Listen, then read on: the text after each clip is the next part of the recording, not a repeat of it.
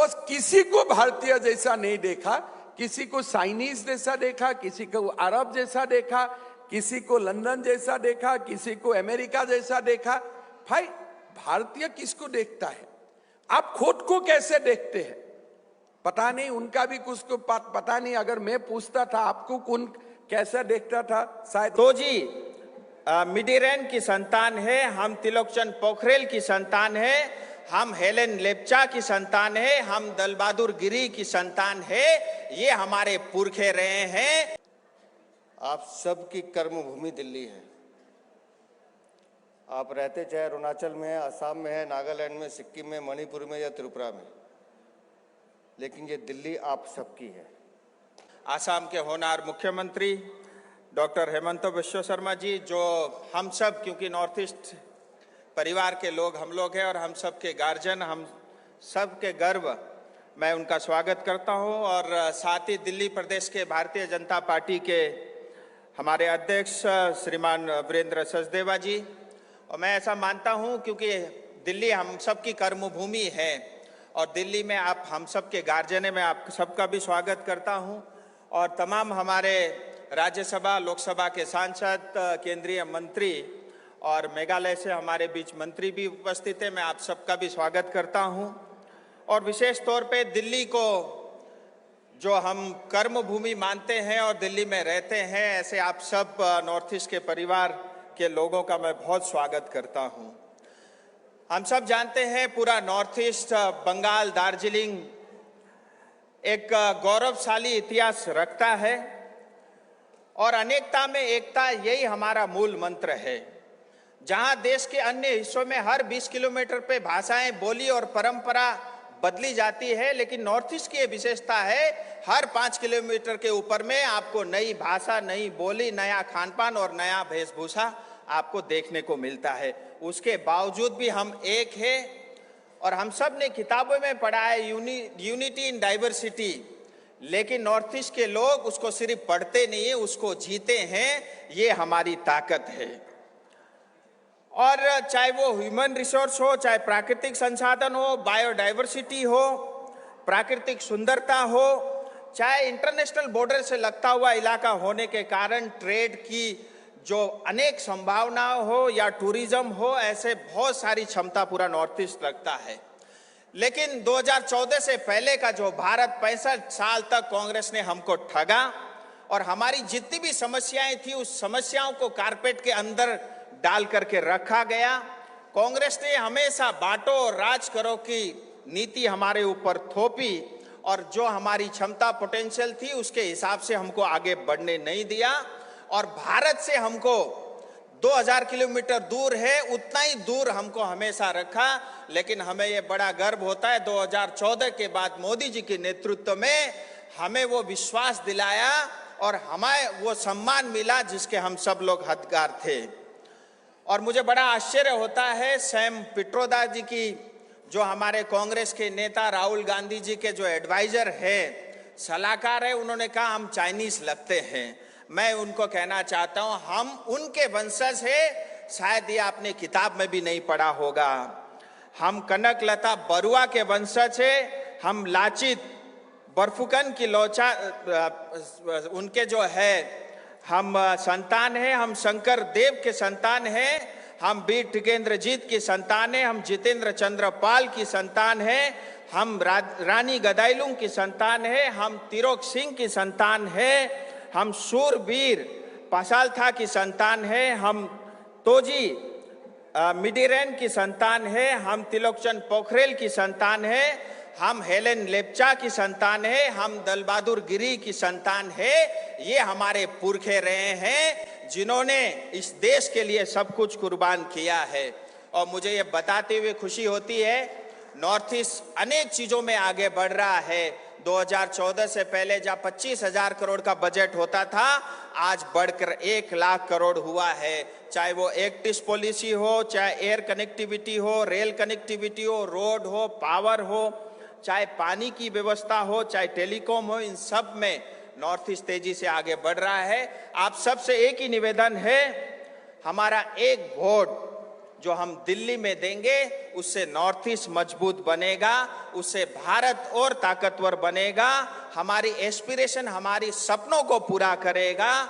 इसलिए आप सबसे निवेदन है, हम सब ने मिल करके, हम तो वोट देंगे ही, बाकी जो भी हमारे साथी दिल्ली में रहते हैं उन सबको भी हमने प्रेरित करना है कि हम सब मिल करके भारतीय जनता पार्टी के कैंडिडेट को जिताएं, उनको वोट करें। आप सब लोग आए, आप सबका बहुत बहुत स्वागत, बहुत बहुत अभिनंदन। बोलिए भारत माता की, दोनों हाथ उठा के, भारत माता की, भारत माता की, भारत माता की। हम सब किसको सुनना चाहते हैं? मेरे समेत हेमंत भाई को। और आज हम सब यहाँ इकट्ठे भी हेमंत भाई के लिए हुए हैं। मैं दिल्ली प्रदेश का अध्यक्ष जरूर हूं, लेकिन मैं इतना जानता हूं कि ये जो भाई बहन मेरे सामने बैठे हैं, आप सबकी कर्मभूमि दिल्ली है। आप रहते चाहे अरुणाचल में है, असम में है, नागालैंड में, सिक्किम में, मणिपुर में या त्रिपुरा में, लेकिन ये दिल्ली आप सबकी है। और आप सबकी दिल्ली में ये आपका भाई आपके साथ 24 घंटे खड़ा है। आधी रात को आप फोन कीजिए, आधी रात को बुलाइए, भारतीय जनता पार्टी का एक एक सिपाही आपके साथ खड़ा है। पिछले 10 सालों में माननीय प्रधानमंत्री जी ने जिस तरह से, मैं तो कहता हूं ये 7 स्टेट नहीं, ये सप्तऋषि मंडल है जो भारत का मुकुट है, जिसको खूबसूरत बनाने का काम माननीय प्रधानमंत्री ने किया। मैं 8 त्रिपुरा को गिन के मैंने कहा, लेकिन मैं 7 स्टेट्स को कहते हैं, बचपन से पढ़ते आए। ये भारत का मुकुट है, सौंदर्य में भी, प्राकृतिक उसमें भी, और जो विविधता, जो सांस्कृतिक एकता हमें देखने को मिलती है, उसका अद्भुत नज़ारा है वो। और हम बार बार कहते हैं, इस पूरे हिंदुस्तान में हमारा मजहब, हमारा धर्म, हमारी जाति अलग हो सकती है, लेकिन एक चीज़ जो हम सबको जोड़ती है वो है हमारा खून, वो है भारतीयता, वो है हिंदुस्तानी। हम सब हिंदुस्तानी हैं और हम सबका एक ही कर्तव्य है कि हम अपने देश को कैसे प्रगति पे लेके जाएं। अभी राजू बिष्टा जी बता रहे थे 2024 का चुनाव। मैं कई जगह बोलता हूं, 2014 में भी जब माननीय प्रधानमंत्री जी प्रधानमंत्री पद के उम्मीदवार बनकर आए तो एक आशा का चुनाव पूरे हिंदुस्तान में था। देश को एक आशा नजर आई और देशवासियों ने भरपूर अपना प्यार उनको दिया और माननीय नरेंद्र मोदी पहली बार प्रधानमंत्री बने। उस आशा को विश्वास में परिवर्तित माननीय प्रधानमंत्री ने अपने कृतित्व से किया, अपने कामों से किया। और 2019 तक आते आते 2019 का चुनाव विश्वास का चुनाव था, भरोसे का चुनाव था, और उसमें भी आप सब ने मिलकर उनकी झोली भरी और वो दूसरी बार प्रधानमंत्री बने। लेकिन ये 2024 का चुनाव, ये सिर्फ 5 साल का चुनाव नहीं है, ये भारत को अमृत काल में ले जाने वाला चुनाव है, ये भारत को विश्व गुरु बनाने वाला चुनाव है। इसलिए 2024 का चुनाव संभावनाओं का चुनाव है, ये आने वाले भारत की नींव रखेगा। इसलिए 2024 का चुनाव सबसे महत्वपूर्ण चुनाव है। ये चुनाव तय करेगा कि भारत कैसा होना चाहिए, ये चुनाव तय करेगा कि हमारे पूर्वोत्तर के राज्य कैसे होने चाहिए, ये चुनाव तय करेगा कि पूरा हिंदुस्तान जिस दिशा में चल रहा है, पूरा विश्व आज भारत की तरफ आंख उठा के देखता है कि ये भारत है जो हमको लीड करने वाला है। आप सब भी चाहते हैं ना कि भारत पूरे वर्ल्ड को लीड करे, चाहते हैं कि नहीं? चाहते हैं ना? तो इस 2024 का चुनाव का एक मूल मंत्र याद कर लीजिएगा। ये चुनाव कोई साधारण चुनाव नहीं है।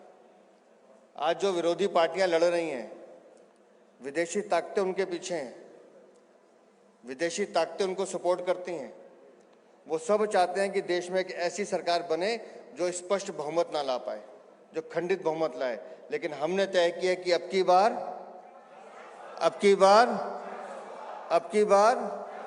और हम 400 पार करके दिखाएंगे। उसके लिए जरूरी है कि दिल्ली की 7 सीटों पर कमल खिलना चाहिए।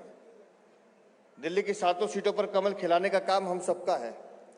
और दिल्ली में जिससे हमारी लड़ाई है, अग्रिम जमानत पे बाहर आया है। ये पूरे देश का पहला ऐसा मुख्यमंत्री है जो एक फाइल साइन नहीं कर सकता। ये पूरे देश का एक पहला ऐसा मुख्यमंत्री है जो दिल्ली सचिवालय में घुस नहीं सकता। बाहर खड़ा हुआ गार्ड भी उसको रोक देते, जाओ वापस, आपको जाने की अनुमति नहीं है।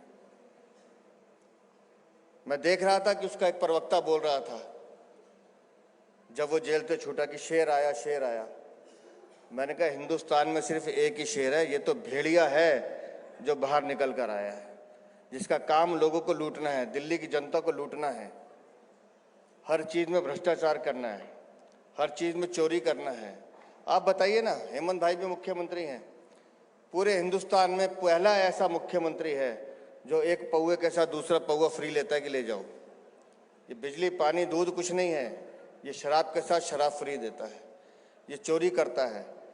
लोग सरकारी अस्पतालों में जाते हैं इलाज करने, ये वहाँ नकली दवाइयाँ देता है। इसने बनाया मोहल्ला क्लिनिक में नकली फर्जी टेस्ट होते हैं, रिपोर्ट बनती है, नकली अल्ट्रासाउंड होते हैं। मुझे नहीं मालूम आपको जानकारी है कि नहीं, एक आदमी के शरीर में कितनी बीमारियां होंगी, अंदाज़ा बहुत सारी बीमारियां होगी, तो 200-400, इससे ज़्यादा नहीं। जब मोहल्ला क्लिनिक की टेस्ट रिपोर्ट की जांच की गई तो एक ही फ़ोन नंबर पे, और वो फ़ोन नंबर है 0, सिर्फ 0, उस पर 18,000 टेस्ट हुए हैं एक ही नंबर पे। इतनी बीमारी तो आदमी के शरीर में नहीं जितने इसने टेस्ट कर दिए, और उन सब के पैसे वसूले गए। दिल्ली को लूटने का सबसे बड़ा जो कारनामा है वो अरविंद केजरीवाल करते हैं। मैं अक्सर कई जगह कहानी सुनाता हूँ, मुझे नहीं पता आपने सुनी है कि नहीं सुनी, लेकिन एक कहानी सुना के फिर हेमंत भाई को सुनेंगे। लूटने की जो प्रयोगशाला है वो अरविंद केजरीवाल कैसे चलाते हैं, मैं वो सुनाना चाहता हूँ। एक बुजुर्गवार थे, उन्होंने अपने बच्चों को पढ़ा लिखा के बड़ा किया। एक बच्चा डॉक्टर बन गया, एक बच्चा चार्टर्ड अकाउंटेंट बन गया, एक बच्चा इंजीनियर बन गया। एक दिन उन पिताजी ने अपने तीनों बच्चों को बुलाया,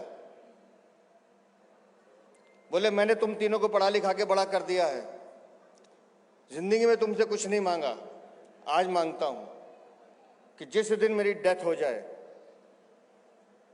उस दिन मेरे कफन पे 1-1 लाख रुपए रख देना, और पूछना मत किस लिए रखना। तीनों ने सुना, तीनों ने हाँ कर दी। कुछ महीनों के बाद उनकी डेथ हो गई। पहले डॉक्टर बेटा आता है, हाथ जोड़ता है, 1 लाख रुपया जेब से निकालता है, कफन पे रख देता है।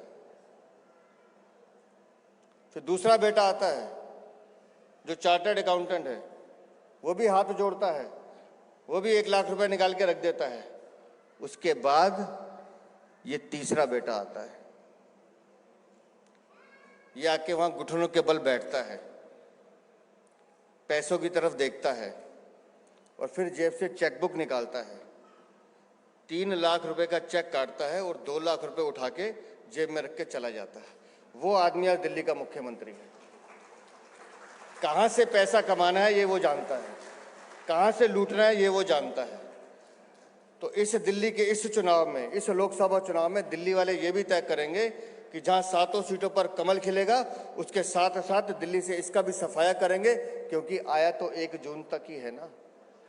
उसके बाद क्या, इस भ्रष्टाचार के आरोपी का जो हश्र होगा वो दुनिया देखेगी। लेकिन आज मैं आप सब भाई बहनों का शुक्रगुजार हूं कि आज आप हमारे कार्यालय में आए हैं इतनी बड़ी संख्या में, और विश्वास मानिएगा, मैं फिर कह रहा हूं, भारतीय जनता पार्टी का एक एक कार्यकर्ता आपके साथ है, 24 घंटे आपके साथ है, और तन मन धन से हम आपकी सेवा में लगेंगे। बहुत बहुत धन्यवाद, बहुत बहुत आभार। मैं तो असमिया में बोलता हूं, लेकिन ये सारे नॉर्थ ईस्ट का हमारे फ्रेंड्स ऑल आर हियर, सो मैं हिंदी में ही बोलो, ठीक है ना? हिंदी की इंग्लिश? हिंदी, ठीक है। मैं 2 बात बोलूंगा। अभी अभी हमारे लिए तो चुनाव खत्म ही है, इसलिए उत्तर पूरा वोट दे चुका है, और हम लोग जो हमारे घर में रहता है वो लोग अपने अपने पसंद के अनुसार वोट भी डाले हैं। और जितना भी इश्यूज थे नॉर्थ ईस्ट का बारे में, हमने चुनाव का समय काफ़ी डिस्कस भी किया और काफ़ी बातें भी किया। लेकिन जो दिल्ली में हमारे नॉर्थ ईस्ट का लोग रहते हैं, उनका एंगल से या from that point of view मैं कुछ बोलना चाहूँगा, जो शायद आप लोगों को वोट देने में सुविधा भी होगा और आप लोग को निर्णय लेने में भी आप लोग का सुविधा होगा। पहले बात हमें ये सोचना चाहिए कि 2014 का आगे उत्तर पूर्व कैसे थे। हमारा सारे प्रदेश का दार्जिलिंग से लेते हुए मणिपुर, नागालैंड, अरुणाचल, असम, हमारे इंफ्रास्ट्रक्चर क्या था और हम लोग को कितना दूर महसूस होता था दिल्ली से। चुनाव का समय हम लोगों ने डेटा निकाला, हमारे जो प्रधानमंत्री है Modi ji, after he become prime minister of India, he visited 70 times to north east. 70 बार उन्होंने उत्तर पूर्व किया। नाउ अगर ये डेटा को आप कंपेयर करते हैं, मैं अगर मेरा प्रदेश का बारे में बोलता हूं, मेरा प्रदेश असम में नरेंद्र मोदी जी 27 बार गए, 27 times he visited state of Assam. हमारे सौभाग्य हुआ था कि जब डॉक्टर मनमोहन सिंह प्रधानमंत्री बने थे, he was an MP from Assam, Rajya Sabha का सांसद थे, उत्तर पूर्व का वो सांसद थे। वो समय मैं भी मंत्री था। मनमोहन सिंह कब असम जाते थे? जब राज्यसभा चुनाव का पर्चा भरना था। सर्टिफिकेट भी लेने वो खुद नहीं जाते थे, हम ही लोग सर्टिफिकेट कलेक्ट कर लेते थे। और फाइनली जब चुनाव में वोट देना होता है तब जाते थे, और एक बार वो असम का दौरा में जाते थे, मतलब 5 साल में 3 बार जाते थे। And he being MP from north east, कभी नागालैंड नहीं जाते थे, कभी मेघालय नहीं जाते थे, कभी मणिपुर नहीं जाते थे, कभी अरुणाचल नहीं जाते थे।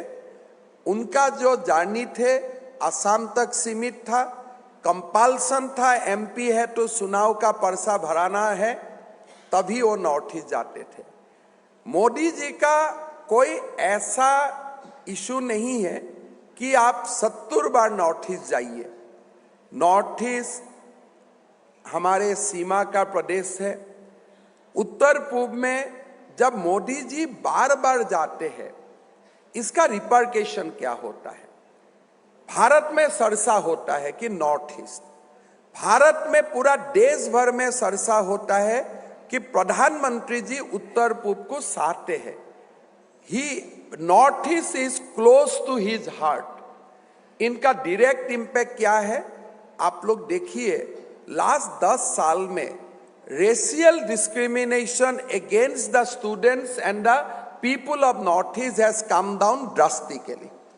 अभी हमारा यूट्यूब हो, फेसबुक हो, कहीं में रेशियल डिस्क्रिमिनेशन का बातें नहीं आते हैं। किस लिए?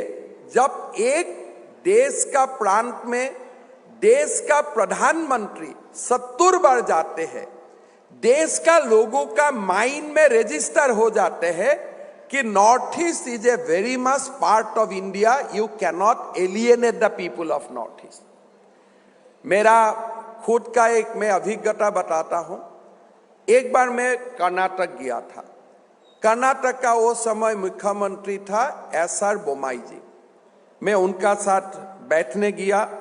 उन्होंने बोला उत्तर पूर्व में कुछ बड़ा होने वाला है क्या? मैं बोला क्यों?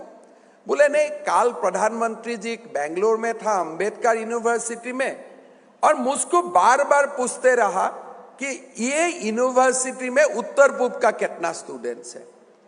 This is the way of conveying the message to the chief minister of Karnataka कि देखो भाई, नॉर्थ ईस्ट को ख्याल रखो, नॉर्थ ईस्ट का स्टूडेंट्स का ख्याल रखो। और ये मोदी जी ने कभी नहीं बताया।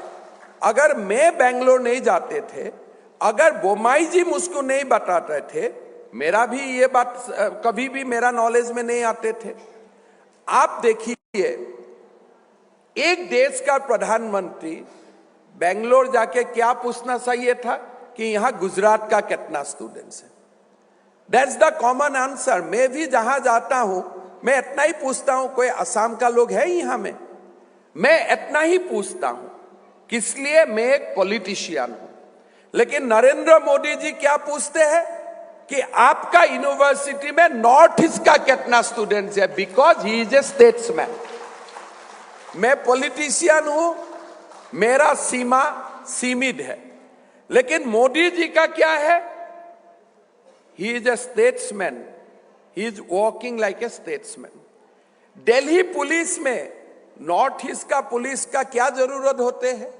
मैं ये पार्टी का कार्यालय में आता हूं, गाड़ी पार्क होता है, 2 मिनट का बाद दिल्ली पुलिस का कोई जवान आके मुझको पूछते हैं कि सर एक सेल्फी खींच सकता हूं, तो थोड़ा देर के लिए मैं भी भ्रमित हो जाता हूं कि मैं इतना पॉपुलर हो गया हूं क्या भाई, देश का लोग मेरे सेल्फी खींचना चाहते हैं। फिर बातचीत में वो बोलते हैं कि सर मैं असम से हूं, सर मैं अरुणाचल में हूं, सर मैं नागालैंड से हूं। आप बताइए, दिल्ली में नॉर्थ ईस्ट का पुलिस कांस्टेबल का रिक्रूटमेंट क्यों होना चाहिए? कारण हमारे उत्तर पूर्व का जो लोग यहां में रहता है, they deserve a special treatment from, because we are from a far corner of a country. अभी आप देखिए, अंडरस्टैंडिंग देखिए कांग्रेस पार्टी का। सैम पित्रोदा ने क्या बोला कि हमको चाइनीज जैसा दिखता है। फिर साउथ इंडिया में जाके क्या बोला कि साउथ इंडिया का लोगों को अरब जैसा दिखता है। और कितना देश का उदाहरण दे दिया पता नहीं, लेकिन इन्हीं ने किसी को नहीं बोला कि यह भारतीय जैसा दिखता है। Sam Pitroda give example of 4-5 reason, लेकिन एक बार भी नहीं बोला भाई कम से कम दिल्ली का लोगों को भारतीय जैसा देखता है। और किसी को भारतीय जैसा नहीं देखा, किसी को चाइनीज जैसा देखा, किसी को अरब जैसा देखा, किसी को लंदन जैसा देखा, किसी को अमेरिका जैसा देखा। भाई भारतीय किसको देखता है? आप खुद को कैसे देखते हैं? पता नहीं, उनका भी कुछ को पता नहीं। अगर मैं पूछता था आपको कौन कैसा देखता था, शायद वो भी बोल देता था कि मैं उसको कोई देश का नाम बता देते थे, साउथ अफ्रीका जैसे देखते थे, या वो खुद का बारे में भी मेरा डाउट है उनको, what he feels about himself. आप कांग्रेस का समय देखिए, हर दिन खास करके हमारा जो ब्रदर्स एंड सिस्टर है नागालैंड से, मणिपुर से, अरुणाचल से, असम का तो कम, लेकिन because of our different architecture, हमारा जो डिफरेंट एक फेशियल लुक है, उसका कारण पूछा जाते थे भाई आप कहां से हैं। जब आपका देश का प्रधानमंत्री 70 बार वो रीजन में जाते हैं, हर कैबिनेट मिनिस्टर हर 15 दिन वो रीजन में जाते हैं, अब हमेशा सुर्खियों में रहता है। पूछने का जरूरत ही नहीं है भाई नागालैंड में है, अच्छा मोदी जी नागालैंड गया था ना। आप अरुणाचल का है, अच्छा मोदी जी अरुणाचल गए थे ना थोड़े दिन पहले। आपको पूछने का ही जरूरत नहीं होता है। Racial discrimination against the people of north east is now matter of past. किस लिए हुआ ये? Because of the outreach of our prime minister. प्रधानमंत्री ने जैसे उन्होंने दौरा शुरू किया, कभी कभी हम लोग भी थोड़ा टायर्ड हो जाता, अरे पीएम साहब आया ही था, दोबारा आ रहा है। मतलब पीएम आने के लिए हमें भी बहुत सारा कुछ करना पड़ता है। कभी हम लोग भी लगता है कि प्रधानमंत्री जी क्यों आया, but at the end of the day प्रधानमंत्री मुझको बोला कि मैं असम का सारे जिला का एक तोड़ कर लिया, सारे जिले में गया हो असम का। एनईसी का मीटिंग होते थे, मीटिंग कहां होते थे? गुवाहाटी में। मोदी जी ने ये एक डिसाइड किया कि एनईसी का मीटिंग शिलोंग में होगा, और मोरारजी देसाई का बाद मोदी जी ही प्रधानमंत्री है जो शिलोंग में जाके एनईसी का मीटिंग भी अटेंड किया, और रात में शिलोंग में ही रुकूंगा ऐसे वो रात भी बिताया शिलोंग में ही। एके एंटोनी जी ने क्या बोला था कि हमारा सीमा को हमें डेवलप नहीं करना चाहिए, बिकॉज हमारे अगर सीमा का डेवलप होगा तो चाइनीज जल्दी भारत में घुस जाएगा। That was their reason to deprive Arunachal Pradesh from the development. अब आज अरुणाचल में जाइए, जितना बढ़िया रोड नेटवर्क का डेवलप हुआ है, आज आप चाइनीज बॉर्डर तक जाने का एक नेशनल हाईवे था, आज दो नेशनल हाईवे बन चुका है और थोड़ी दिन में ही आप तवांग तक रेलवे से जा सकेगा। You will be in Tawang through railway. आज कितना हजार करोड़ नॉर्थ ईस्ट में इन्वेस्ट हो रहा है, खाली रेलवेज के लिए नॉर्थ ईस्ट में इन्वेस्ट हो रहा है 55,000 करोड़ रुपया। अमृत भारत स्टेशन बन रहा है, इलेक्ट्रिफिकेशन रेलवेज का हो रहा है। आप लोग को दिल्ली गुवाहाटी, दिल्ली अगरतला रेलवे में आना है। जब हमारे पहले जितना समय लगते थे गुवाहाटी से दिल्ली आने तक, अगरतला से दिल्ली आने तक, किसलिए? पहले तो हमारा ब्रॉडगेज नहीं था, मोदी जी ने मीटर गेज से ब्रॉडगेज किया। ब्रॉडगेज करने का बाद ही एक ही रेलवे का लाइन था, अभी डुअल रेलवे ट्रैक हो गया, इलेक्ट्रिफिकेशन भी हो गया। हमारा पूरा नॉर्थ ईस्ट का रेलवे का धूमधाम काम होते हैं, धूमधाम काम होते हैं। अभी एक रेल को बाईपास करने के लिए दूसरी रेल को जंक्शन में खड़ा रहना नहीं पड़ेगा, दोनों रेल पैरेलली चलेगा। That means your travel time to Delhi will be reduced by 5 to 6 hours. किसने किया? लास्ट 10 साल में किया। हमारा जो नेशनल हाईवे है, कभी हम सपना में भी सोच सकता था कि सिलचर से जिरीबाम तक नेशनल हाईवे बनेगा? कोई सोच भी नहीं सकते थे। कभी लोग सोच सकते थे कि हमारे गुवाहाटी से दीमापुर होते हुए कोहिमा तक नेशनल हाईवे 4 लेनिंग का बनेगा? कोई सोच ही नहीं सकते थे। आज जो नॉर्थ ईस्ट का तरक्की है, नॉर्थ ईस्ट का जो डेवलपमेंट है, ये अनप्रेसिडेंटेड है। कई सोच भी नहीं सकता था कि नॉर्थ ईस्ट को इतना बड़ा कोई स्टेट, कोई government at the federal level will give so much emphasis. कि मैंने पॉलिटिक्स किया 2001 से, कभी आप छोटे एक प्रोजेक्ट क्लियर करवाने के लिए आपको कितना कोशिश करना पड़ता है। अभी आपको कुछ नहीं करना पड़ता है, ऑटो मोड में आपका एक का बाद एक का काम होना शुरू हो जाते हैं। आज ब्रह्मपुत्र का ऊपर पुल बनना शुरू हुआ। हमारा असम में जब पहला ब्रह्मपुत्र का ऊपर पुल बना, हमने एजिटेशन किया कि हमें ब्रह्मपुत्र का ऊपर पुल चाहिए।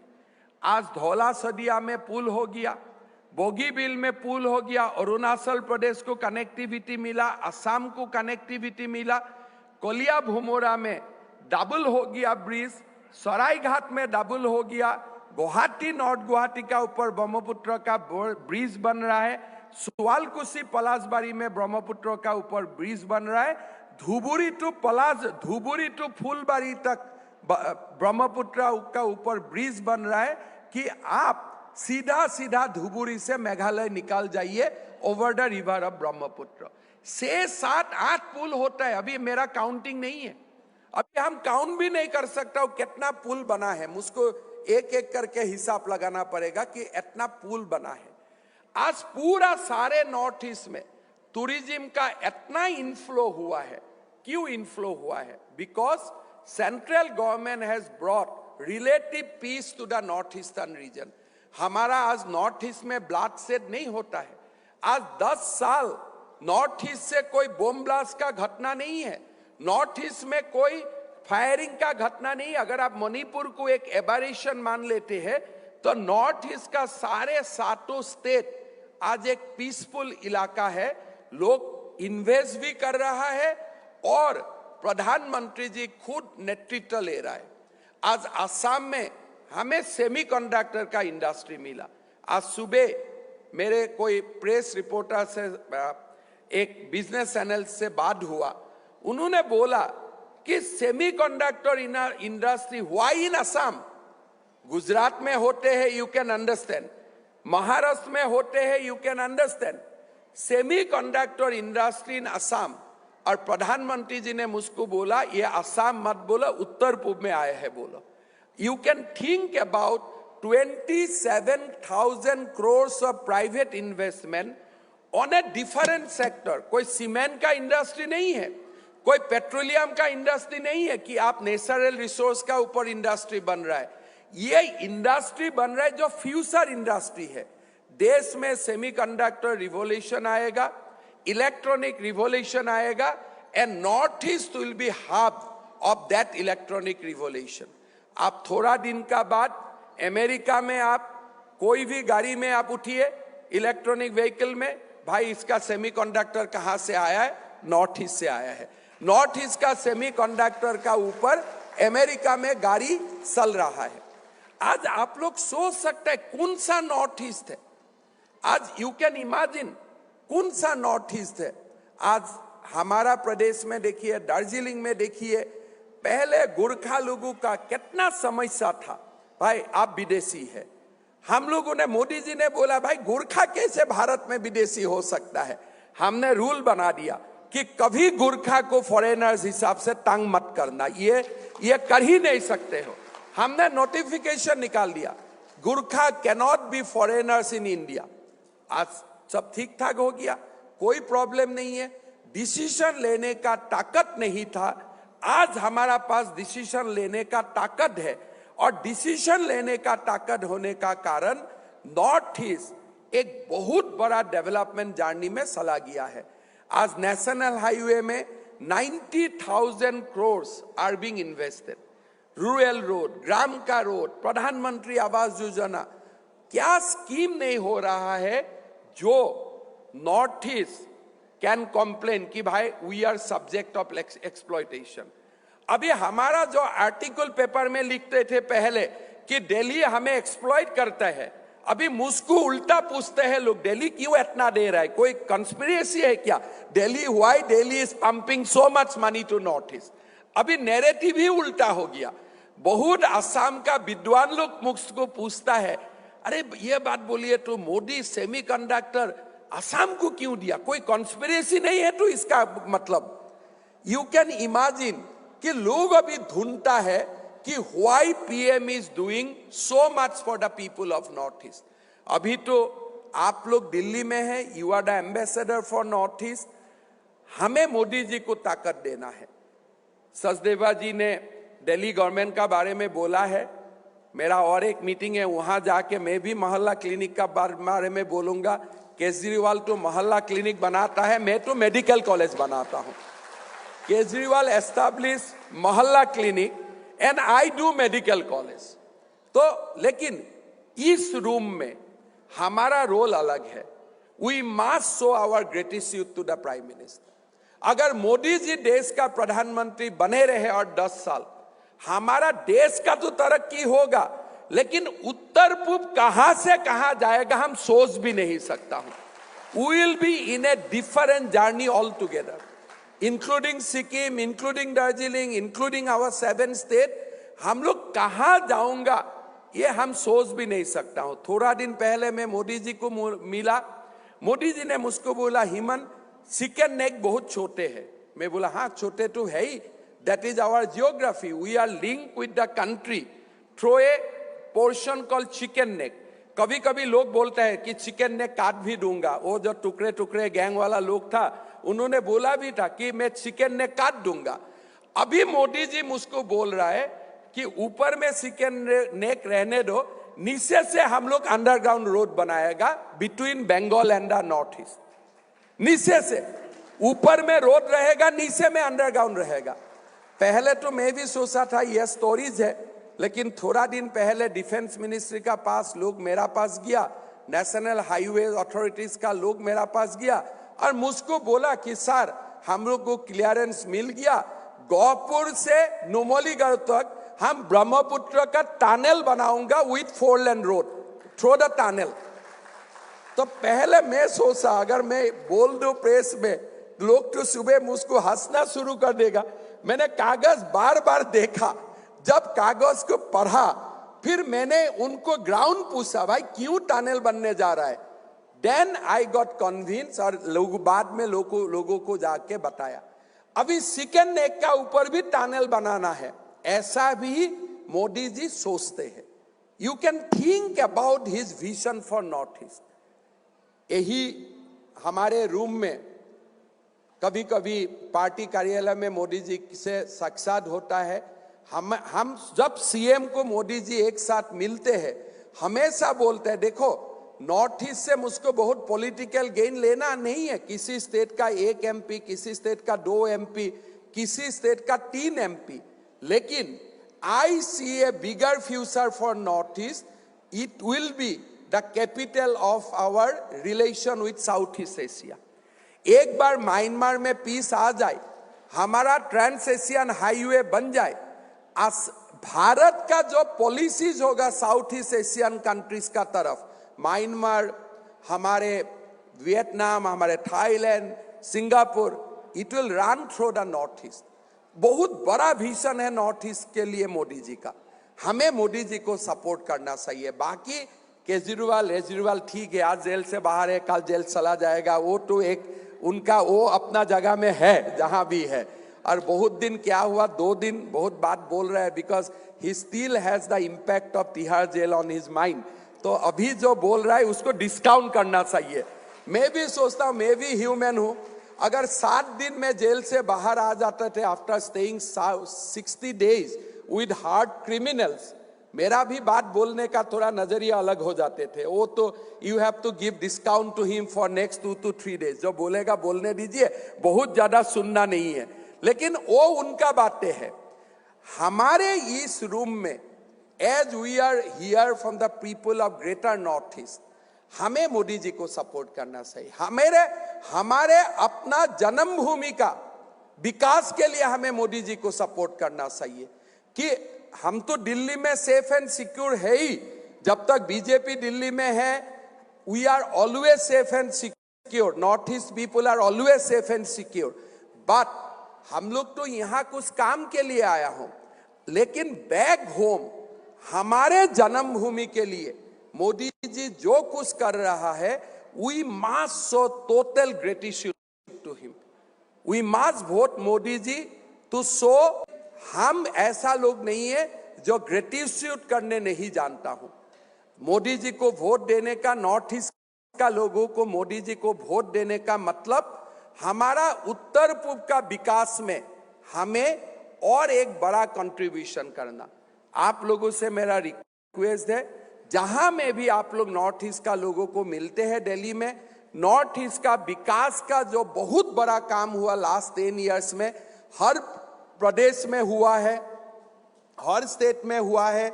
It is not confined to one state, it can be seen, it can be felt.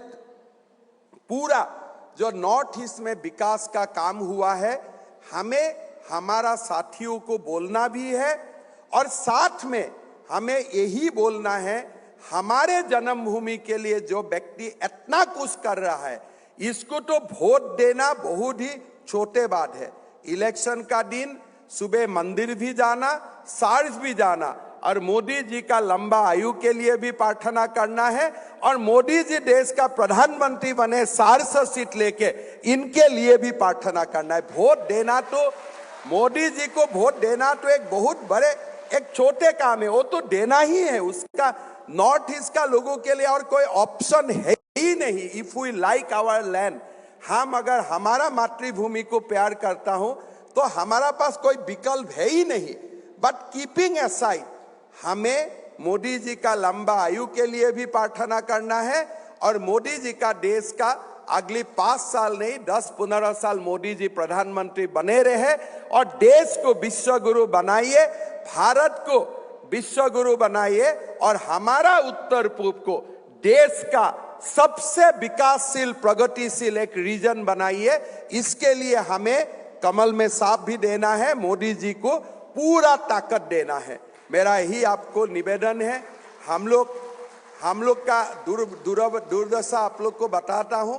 Congress का समय में हमारा कोई सीएम पीएम को साक्षात भी नहीं मिलते थे। हम अभी बातचीत करता हूं, अगर हम 10 दिन दिल्ली में कैंप करता हूं, तब जाके एक सेंट्रल मिनिस्टर का मिलने का मौका मिलते थे। अगर 30 दिन दिल्ली में एक मुख्यमंत्री आके बैठता था, तब प्रधानमंत्री से मुलाकात होते हैं। लेकिन आज आप शाम को फोन कीजिए कि प्रधानमंत्री जी को बोलिए हम दिल्ली में हूं, next day he will invariably call अस। अगर कोई दूसरे प्रदेश का सीएम को 2 दिन का बाद भी बुलाएगा, उत्तर पूर्व का सीएम को पहले बुलाएगा, भाई ये लोग दूर से आए हैं, बातचीत करो और उनको जो भी समस्या है हल करने का कोशिश करो। ये मेरा पर्सनल एक्सपीरियंस है। आई हैव सीन, जब पेमा खांडू जी और मैं बात करता हूं कि हम लोग आते हो तुरंत अपॉइंटमेंट मिल जाता हूं, कोई सीएम बोलता है 3 दिन हो अपॉइंटमेंट नहीं मिलता हूं। We have our personal experience. He like north east like anything, he loves people of north east. और मैं तो आसाम का बारे में बोल ही सकता हूं, कोई भी प्रधानमंत्री काजीरंगा में रात नहीं बिताया, कोई भी प्रधानमंत्री आसाम का गमछा को साथ में लेके नहीं रखता है। For Assam he is dearest to our heart as well as for the people of north east. मेरा आपको इतना ही विनती होगा, आप लोग अपना अपना लोकेलिटी में, एरिया में एक माहौल बनाइए, उत्तर पूर्व का विकास यात्रा का बारे में बताइए।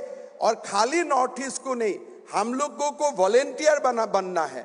और बाकी हमारे वर्क प्लेस रेसिडेंट्स में बाकी भी जो लोग हैं सबको कन्विंस करना है कि मोदी जी को ही वोट दीजिए। ये मत बोलिए मोदी जी को वोट देने से उत्तर पूर्व का डेवलपमेंट होगा, लेकिन मन में रखिए अगर मोदी जी के लिए हम 10 वोट भी इकट्ठा किया, ये हमारा मातृभूमि के लिए हमारा सेवा है। इतना ही आप लोग मन में रखिए। बहुत बहुत धन्यवाद। जय हिंद, वंदे मातरम।